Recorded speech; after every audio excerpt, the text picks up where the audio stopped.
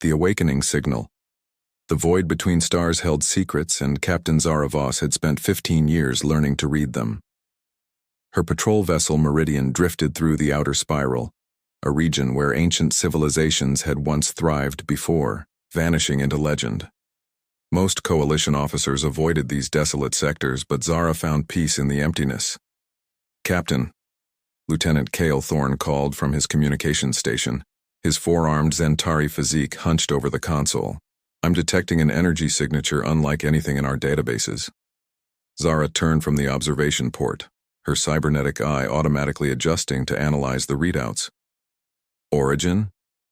Bearing 27 Mark IV. It's coming from the Forgotten Sector, the old human territories." A chill ran down Zara's spine. The human territories had been silent for 30 millennia, nothing but dead worlds and drifting debris. Humanity had simply vanished one day, leaving behind only ruins and unanswered questions. "Dr. Ralston to the bridge," Zara commanded. Within moments, the ship's xenoarchaeologist shuffled in, his reptilian saurian features showing curiosity. "Captain, if this involves human artifacts—" "It might," Zara interrupted. "Kyle, put it on screen." The main display showed empty space, but the energy readings were undeniable, a pulsing beacon growing stronger by the minute. "It's not random," Dr. Ralston observed, studying the pattern. "This is a mathematical sequence, a countdown." "Countdown to what?" Zara asked. Before anyone could answer, space itself seemed to tear apart. A brilliant flash erupted where the beacon had been, and something enormous began to emerge. A vessel so massive it dwarfed their patrol ship like a grain of sand beside a mountain. "By the void," Cale whispered. "It's over 50 kilometers long." The ship was sleek and angular, its hull a deep blue-black that seemed to absorb starlight. Strange symbols ran along its length, symbols Dr. Ralston recognized from archaeological digs. "Those are human markings," he breathed. "But this ship, it's impossible. Human technology was never this advanced." "Apparently it was," Zara said grimly. "Kyle, any response to our standard hails?" "Negative, Captain, but I'm detecting massive power buildups across their hull. Whatever they're planning." The human vessel suddenly blazed with light, and every screen on the Meridian activated simultaneously. A face appeared, undeniably human, with pale skin, dark hair, and eyes that held the weight of millennia. "I'm Ambassador Lydia Cross of the Exodus Fleet," the woman said, her voice carrying across space with perfect clarity. 30,000 years ago, our ancestors departed this galaxy to escape an approaching darkness. We have returned to reclaim our heritage and warn you of what follows in our wake." Zara found her voice. "This is Captain Voss of the Coalition patrol ship Meridian. Your territories have been uninhabited for 30 millennia. The Coalition has built new civilizations on many of your former worlds." Cross's expression hardened. "Built on the graves of our dead, you mean? We monitored your transmissions during our approach. Your coalition has turned our sacred sites into museums and our cities into mining operations." "We preserved what we could," Dr. Ralston interjected. "Human culture is studied and respected throughout coalition space." "Culture?" Cross laughed bitterly. "We are not a museum exhibit, Doctor. We are a living people who never forgot our home, and now we have returned to find squatters in our house." More ships began emerging from the same dimensional rift. Dozens, then hundreds, each one massive, armed, and clearly built for war. The Exodus fleet had returned, and they were not the scattered refugees of legend. "Your presence here is an act of aggression," Cross continued. "You have one standard day to withdraw all coalition forces from human space. After that, we will take back what is ours by whatever means necessary." The transmission cut out, leaving the bridge of the Meridian in stunned silence. Around them, the human fleet arranged itself in battle formation, their weapon systems powering up like awakening giants. Zara gripped her command chair, mind racing. 30,000 years of peace was about to shatter, and she had a front-row seat to the beginning of a new galactic war. The Reckoning. The Coalition Emergency Assembly convened within 12 hours of first contact. representatives from 47 species gathering in the crystal spires of New Geneva Station. Chancellor Vex Primus, his crystalline luxary form refracting. The chamber's lights into rainbow patterns called for order as heated debates erupted across the amphitheater. The humans' demands are unreasonable, declared Admiral Torvin Blackscale, his massive Draknari frame towering over the podium. They expect us to abandon 30 millennia of development, to uproot billions of citizens from worlds that have been their homes for longer than their own civilizations have existed. Murmurs of agreement rippled through the assembly, but Chancellor Primus raised a translucent hand for silence. Nevertheless, we cannot ignore their military superiority. Our preliminary scans suggest their technology surpasses ours by several centuries, possibly millennia. The great doors of the assembly hall hissed open, and a figure strode in with confident steps. Ambassador Lydia Cross looked remarkably human, tall, pale, with silver hair pulled back severely, and wearing a uniform of deep midnight blue adorned with symbols that hurt to look at directly.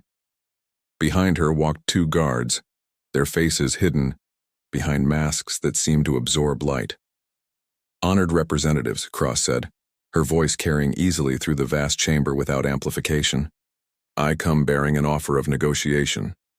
Admiral Blackscale's scales rippled with barely contained aggression. You mean ultimatum? Withdraw or face annihilation?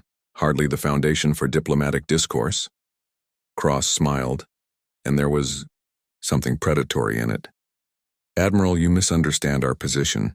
We have not returned as conquerors, but as heirs reclaiming their inheritance. However, we are not unreasonable. She activated a holographic projector that materialized a three-dimensional map of the galaxy. Hundreds of worlds glowed in different colors: blue for coalition territories, red for the ancient human domains, and an ominous black void at the galaxy's edge. We propose a partition, Cross continued. 17 core systems that hold the greatest significance to our people. In exchange, we offer something far more valuable than real estate: protection from what drove us away. Chancellor Primus leaned forward, his crystal facets catching the light. You speak in riddles, Ambassador. What threat could drive an entire species to abandon their home galaxy? Cross's expression darkened, and for a moment she looked far older than her apparent years. The Devourers, an extragalactic swarm that consumes entire star systems, converting matter into more of themselves. 30,000 years ago, our long-range sensors detected their approach. We had a choice: stay and face extinction, or flee to gather strength for the eventual return. The assembly fell silent. Admiral Blackscale was the first to speak, skepticism heavy in his voice. If such a threat existed, why is there no evidence in our archaeological records? Because we destroyed it all, Cross replied bluntly. Every trace, every warning. We knew that knowledge of the Devourers would only cause panic and despair. Better to let future civilizations develop in peace than live under the shadow of inevitable doom. And now? Chancellor Primus asked quietly. Cross manipulated the hologram, zooming in on the black void. Stars began disappearing one by one, the darkness spreading like spilled ink. Our deep space monitoring stations have detected the advanced scouts. The main swarm will reach this galaxy within 50 years. The Coalition's combined fleets would last perhaps a week against them. But humanity survived this threat once before, observed Ambassador Helix, her insectoid form clicking with nervous energy. How? We didn't survive it, Cross said grimly. We ran from it. For 30 millennia we've prepared, built weapons, developed strategies. The Exodus fleet represents everything humanity learned about warfare in the dark between galaxies. Admiral Blackscale slammed his fist on his podium. Even if we believe this tale, why should we surrender our worlds to you? If this threat is real, we should face it together as equals, not as subjects to human rule. Cross's guards shifted, slightly, hands moving to weapons that hummed with barely contained energy. Because, Admiral, we've seen what the Devourers do to unprepared civilizations. They don't just kill, they absorb, adapt, learn. Every species they consume makes them stronger, more versatile. She gestured to the hologram, showing massive dark forms dwarfing even the largest coalition battleships.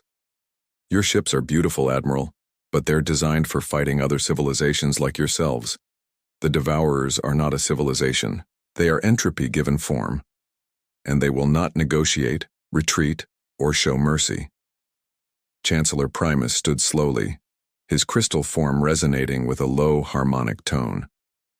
And if we agree to your partition, what guarantee do we have that humanity will stand with us when this threat arrives? Because, Cross said, her voice softening slightly, despite everything that has changed, this is still our galaxy too. We may have been gone for 30,000 years, but every star out there was once lit by human dreams. She deactivated the hologram and looked around the assembly. You have 72 hours to decide. After that, we begin reclamation with or without your cooperation.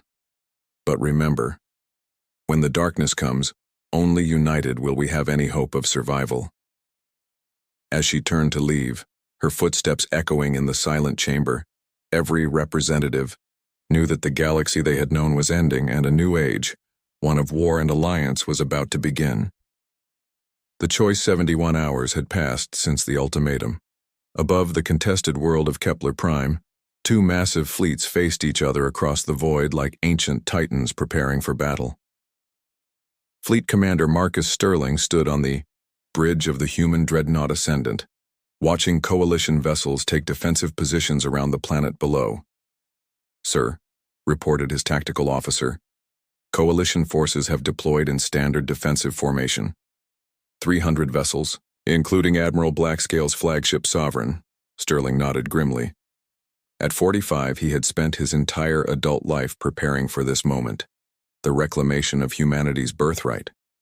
But as he watched the coalition fleet's organized deployment, he felt no satisfaction, only the weight of impending tragedy. General, Thaxis is hailing us, his communications officer announced. The view screen activated, revealing the coalition's most experienced military commander. General Thaxis was a Kalari, her six-armed form encased in ceremonial battle armor that gleamed like polished bronze. Her mandibles clicked with barely controlled tension. Commander Sterling, she said, her translator rendering her clicks into crisp standard. You have 5 minutes to withdraw from this system before we open fire. General, Sterling replied, his voice steady despite the circumstances. We have no desire for bloodshed. Our people built this world, died for it, loved it. We're simply coming home. Your people abandoned it 30,000 years ago, Thaxis shot back. My ancestors have called Kepler Prime home for 27 millennia. Would you make 4 billion souls homeless for the sake of ancient claims? Before Sterling could respond, alarms began screaming throughout both fleets simultaneously. Lieutenant Commander Hayes, Sterling's sensor specialist, looked up from his console with terror in his eyes. Sir, we're detecting massive gravimetric distortions at the system's edge. Something's tearing through hyperspace. Multiple contacts, massive signatures. On the coalition flagship Sovereign, Captain Zara Voss, recently transferred from her patrol vessel to serve as Admiral Blackscale's strategic advisor, felt her blood turn to ice as she recognized the sensor readings. Admiral, those signatures match the theoretical profiles Dr. Ralston developed from the human archaeological data. Admiral Blackscale's scales darkened to almost black. The Devourers? Space itself seemed to scream as reality tore open along the system's perimeter. What emerged defied description. Vast biomechanical monstrosities that dwarfed even the largest capital ships, their surfaces writhing with purpose and malevolent intelligence. Each Devourer ship pulsed with dark energy, and wherever their sensors touched, stars seemed to dim. How many? Sterling demanded, his previous concerns about territorial disputes suddenly seeming insignificant. 47 confirmed contacts and counting, Hayes reported, his voice cracking. Commander, their energy output is off the charts. Each one of those things could level a planet. On the Coalition command channel, panic erupted as reports flooded in from across the system. The Devourers moved with terrifying purpose, their weapons already beginning to drain energy from the outer planet's cores. General Thaxis appeared on Sterling's screen again, but her hostility had been replaced by grim recognition. "Commander, it appears we have a common enemy." Sterling looked at the tactical display showing both human and coalition forces, then at the approaching wave of destruction that threatened to devour everything they had fought to protect. The choice was clear. "General, I'm transmitting our tactical frequencies and defensive protocols. Every ship we lose to Pride is one less standing between those things and the innocent people on Kepler Prime." Captain Voss, monitoring communications from the Sovereign, spoke up. "Admiral, I recommend we accept their offer. Whatever differences we have with humanity, the Devourers are extinction incarnate." Admiral Blackscale growled deep in his throat, then activated fleet-wide communications. "All Coalition vessels, assume defensive formation Epsilon 7. Accept tactical coordination from human command elements. Today we do not fight as separate species. We fight for survival." The battle that followed would be remembered as the turning point in galactic history. Human ships, sleek and deadly with weapons designed specifically for fighting the Devourers, formed the vanguard. Coalition vessels, though technologically inferior, provided covering fire and coordinated defense patterns that their crews had perfected over millennia of peacekeeping. Sterling watched as a Devourer ship latched onto a Coalition cruiser, its tendrils beginning to drain the vessel's life. Without hesitation, he ordered the Ascendant to ram the creature, their reinforced hull tearing through its biomechanical carapace in a spray of dark fluid. "All human vessels," he broadcast, "protect the Coalition ships at all costs. They're our neighbors now. We sink or swim together." Hours passed.